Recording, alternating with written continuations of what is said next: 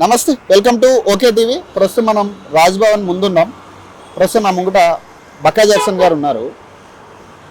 Governor కోట ఎమ్మెల్సీకి సంబంధించి కొన్ని అవకతవకలు జరిగినాయి అంటూ ఈరోజు గవర్నర్ గారికి వినతి పత్రం ఇవ్వడం జరిగింది. దానికి సంబంధించి ఏం జరిగింది, ఎలాంటి లొసుగులు జరిగినాయి, దానికి క్లియర్ కట్గా ఎవిడెన్స్తో సహా గవర్నర్కి ఇవ్వడం జరిగింది. సో ఒకసారి మాట్లాడే ప్రయత్నం చేద్దాం. అసలు ఏం జరిగింది, అసలు అవకతవకలు జరిగే ఛాన్స్ ఉందా గవర్నర్ కోట సంబంధించి, ఏదో ఇటీవల అనౌన్స్ చేసిన సంబంధించి.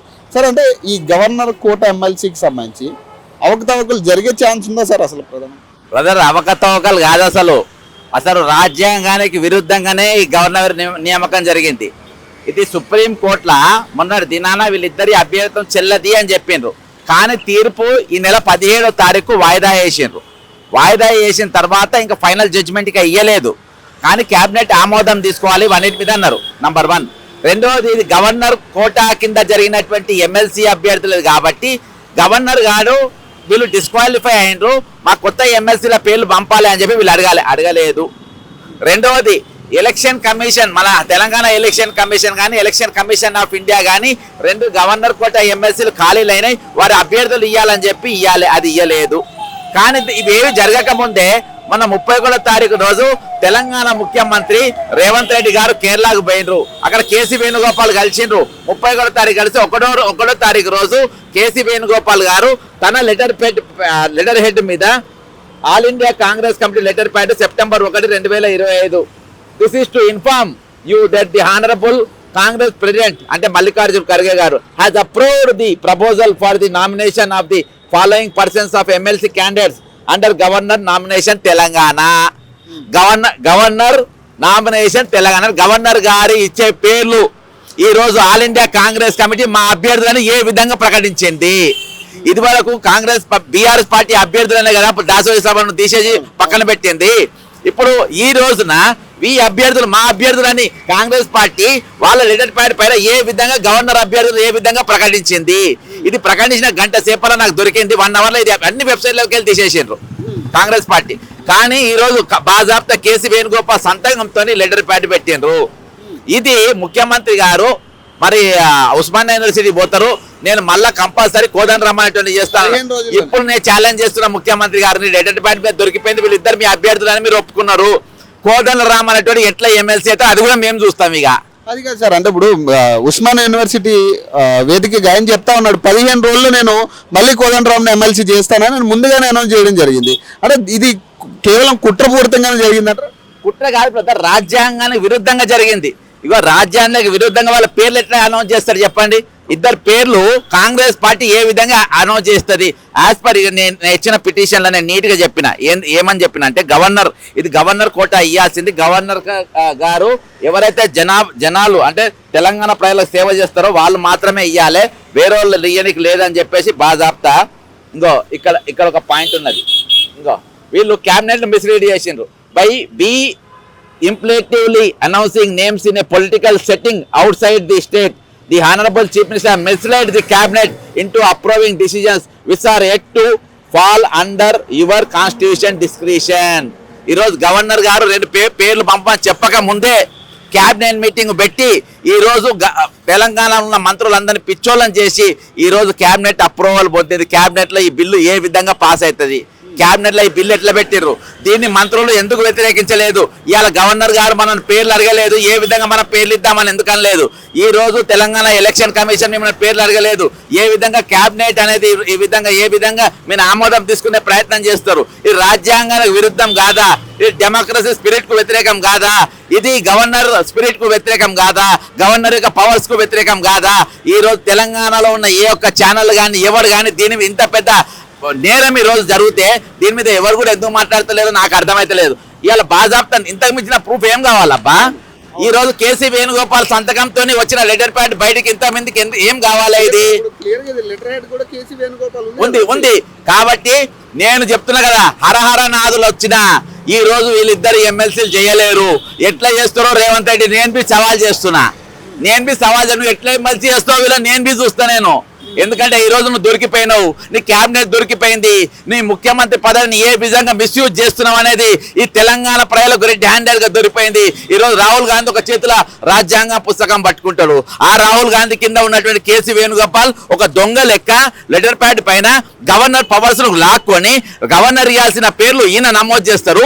ఈ అభ్యర్థి నేను పంపుతున్నా, గవర్నర్ గారు నేను పంపుతున్నా, ఈ పేర్లు ఆమోదించి మన కేసీఆర్ ఈ కేసీ వేణుగోపాల్ చెప్పండి, వీడెవడు వీడికి ఏం అవసరం? వీనికి అంటే వీరు పైసలు తీసుకొని చేసిండు.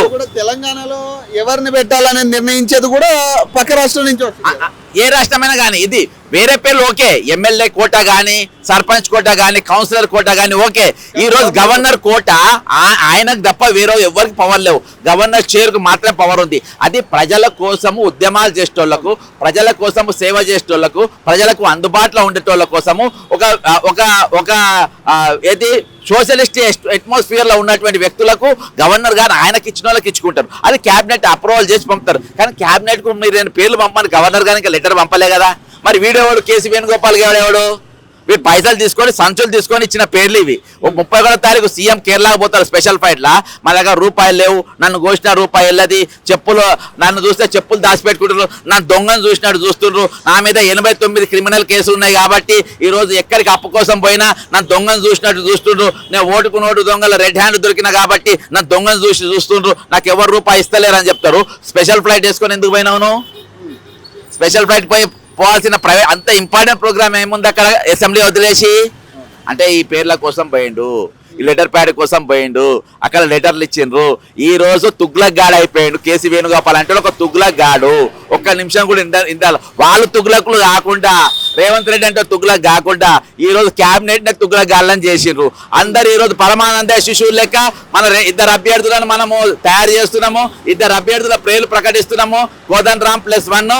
దయచేసి మీరు ఆమోదం తెలపనగానే మనోళ్ళు మొత్తం మీద క్యాబినెట్ లో ఉన్న మంత్రులంతా చేతులు ఎత్తేసిండ్రు. ఈ 2 పేర్లకు ఆమోదం చెప్పిండ్రు. ఇదే పేర్లు ఈ రోజు కేసీ వేణుగోపాల్. ఇక ఇది గవర్నర్ కోట అవుతుందా, కాంగ్రెస్ కోట అవుతుందా? మరి ఇది governors nomination in Telangana, MLC candidates under governor nomination in Telangana. ఈ రోజు వాళ్ళు దొరికిపోయినరు, తప్పించుకునే అవకాశమే లేదు. ఖచ్చితంగా ఈ రోజు ప్రజాస్వామ్యానికి వ్యతిరేకంగా ఈ రోజు కాంగ్రెస్ పార్టీ పనిచేసింది, కాంగ్రెస్ పార్టీ అధిష్టానం పనిచేసింది. ఇక్కడ ఉన్నోళ్ళు కాదు, ఇక్కడ ఉన్న గవర్నర్ కూడా వీళ్ళ మాట వినే పరిస్థితికి వచ్చేసిందంటారు. మరి ఇప్పుడున్న పరిస్థితుల్లో అదే కదా కంప్లైంట్ ఇచ్చిన గవర్నర్ కి, ఎలక్షన్ కమిషన్ కూడా ఇస్తా ఇప్పుడు తర్వాత గవర్నర్ గారికి నేను కంప్లైంట్ ఇచ్చినంటే ఇక దీనిపైన యాక్షన్ తీసుకోవాలి, ఈ కేసీ వేణుగోపాల్ అంటే వారి మీద యాక్షన్ తీసుకోవాలి. గవర్నర్కి ఇవ్వాల్సిన పేర్లు నువ్వు ఎట్లా సిఫారసు చేసినావు, నీకు రికమెండేషన్ చేసే పవర్స్ నీకు ఎవరిచ్చిండు, కాబట్టి ఆయన పైన వెంటనే యాక్షన్ తీసుకోవాలని చెప్పేసి నేను కొన్ని పాయింట్లతో కూడి నేను ఈరోజు గవర్నర్ గారికి రీప్రజెంటేషన్ ఇచ్చిన. ఖచ్చితంగా ఈరోజు ప్రజాస్వామ్యాన్ని కాపాడుకోవాల్సిన బాధ్యత తెలంగాణ ప్రజానికం మీద, తెలంగాణ ప్రజానికం ఉంది. ఎందుకంటే ఇలా ఒక సూడో మేధావి, స్వయం ప్రకటిత మేధావి ముసుగులో ఉన్నటువంటి ఒక దొంగ కోదండరాం అనేటోడు. 1200 మంది విద్యార్థులు చచ్చిపోతారు. ఈ రోజు పదవుల కోసం వెంపేర్లు ఆడుకుంటా ఈ రోజు కోదండరాం మొదటి పేరు ప్రొఫెసర్ కోదండరాం. అర్థమైందా? కాన్స్టిట్యూషన్ ప్రొసీజర్ పెట్టిన the power of nomination of members under the governor's quota rest solely with the honourable governor upon due recommendation of the council of ministers. అంటే గవర్నర్ గారు 2 పేర్లు పంపమని చెప్పిన తర్వాత వీళ్ళు పంపాలి. కానీ ఈ రోజు ఆల్ ఇండియా కాంగ్రెస్ కమిటీ ఇచ్చిన పేర్లను గవర్నర్ కింద ఎట్లా పెడతారు? కాబట్టి ఈ రోజు కాంగ్రెస్ పార్టీ రెడ్ హ్యాండెడ్ గా దొరికిపోయింది, తప్పించుకునే అవకాశం లేనే లేదు. ఈరోజు ప్రజాస్వామ్యానికి వ్యతిరేకంగా వీళ్ళు పనిచేసిండ్రు, ప్రజాస్వామ్య స్ఫూర్తికి వ్యతిరేకంగా ఈరోజు పనిచేసిండ్రు. కాబట్టి కేసీ వేణుగోపాల్ అనేటోడు ఒక తుగ్లక్ గాడు, నేను దొంగను, అందరిని కూడా దొంగలు చేయాలి. ఇదో రేవంత్ రెడ్డి అంటే 89 కేసులు ఉన్నటువంటి క్రిమినల్, ఆ క్రిమినల్ కేసీ వేణుగోపాల్ క్రిమినల్ చేసిండ్రు, ఆ క్రిమినల్ క్యాబినెట్ క్రిమినల్ అని చేసిండ్రు, క్యాబినెట్ బేకూఫ్లను చేసిండ్రు. ఈ రోజు పరమానంద శిశువులు అయిపోయినరు. ఒకప్పుడు కాంగ్రెస్ పార్టీ మంత్రులు అంటే వాళ్ళకు వాళ్ళు సొంతంగా నిర్ణయాలు తీసుకునే అవకాశాలు ఉంటాయి. ఈ రోజు అప్రజాస్వామ్యమైన ఈ చర్యకు అధిష్టానం పంపిన చర్యలకు పేర్లు చేయలేమంటే ఈరోజు చేతులు లేని పరిస్థితి వచ్చింది. కాబట్టి ఈ రోజు ప్రజాస్వామ్యాన్ని దారి తప్పింది. ఆ దారి తప్పే గాడిలో పెట్టాల్సిన బాధ్యత మా పైన ఉంది. కాబట్టి ఈ రోజు మేము గవర్నర్ గారు ఈ ఎమ్మెల్సీ పదవుల మీద మళ్ళీ మీరు కోర్టుకి వెళ్ళబోతున్నారా? ఖచ్చితంగా సవాలే లేదు. వీళ్ళు ఇద్దరు ఎమ్మెల్సీలే, సవాలే లేదు. నేను చెప్తున్నా రేవంత్ రెడ్డి నేను ఓపెన్ ఛాలెంజ్ చేస్తున్నా, నువ్వు ఎట్లా ఎమ్మెల్సీ చేస్తావు నేను కూడా చూస్తా, నేను సుత చూస్తా. పక్కా ఇది. ఎందుకంటే ఇక్కడ మీరు దొరికిపోయినరు, ఇది మీ లెటర్ తో దొరికిపోయినరు, మీరు దొంగలను దొరికిపోయినరు, తప్పించుకునే ఛాన్స్ లేదు. ఇక అధిష్టానమో మనమో తాడో పేరో తెలుసుకుందాం ఇక. సో అది పరిస్థితి. ఏదైతే ఈ గవర్నర్ కోట ఎమ్మెల్సీలకు సంబంధించి మొత్తం కూడా పేర్లు కేసీ వేణుగోపాల్ గారు ఆమోదించిన పేర్లకు సంబంధించి గవర్నర్ కోట ఎమ్మెల్సీలుగా అనౌన్స్ చేశారంటూ కూడా క్లియర్గా ఏదైతే కేసీ వేణుగోపాల్ లెటర్ ప్యాడ్ మీద ఆయన రాసి ఆయన టైప్ చేసి ఆయన సంతకం ఉన్న కేసీ వేణుగోపాల్ సంతకం ఉన్న లెటర్ హెడ్తో పాటు ఈరోజు ఆయన ఎట్లా వీళ్ళని ఎమ్మెల్సీలుగా మీరు పరిగణకు తీసుకుంటారు, అది కూడా గవర్నర్ కోట ఎమ్మెల్సీలుగా ఎట్లా పరిగణలోకి తీసుకుంటారో ఖచ్చితంగా దీని మీద మళ్ళీ నేను కోర్టుకు వెళ్ళే పరిస్థితి. ఎందుకంటే గతంలో ఏదైతే ఈ కోదండరామ్ సంబంధించి ఎమ్మెల్సీ విషయంలో కూడా దాసోశ్రావణ్ వేసిన పిటిషన్కి సంబంధించి మొన్న కోర్టు తీర్పుని ఇవ్వడం జరిగింది. సో ఈ ఎమ్మెల్సీ పదవిని రద్దు చేస్తూ కోర్టు తీర్పుని ఇవ్వడం జరిగింది. సో మొన్న ఉస్మానియా వేదికగా ముఖ్యమంత్రి ఒక హామీ ఇవ్వడం జరిగింది, మళ్ళీ 15 రోజుల్లో నేను మళ్ళీ కోదండరామ్ని ఎమ్మెల్సీ చేయబోతున్నాను. సో అదే 15 రోజుల వ్యవధిలో మరి ఎమ్మెల్సీ ఎట్లా గవర్నర్ కోట ఆమోదించింది? ఎందుకంటే గవర్నర్ గారు ఆమోదించిన పేర్లని వీళ్ళు ఎమ్మెల్సీలుగా పరిగణలోకి తీసుకోవాలి. కానీ ఇక్కడ జరిగిందంతా కూడా రివర్స్లో జరిగినట్టు తెలుస్తూ ఉంది.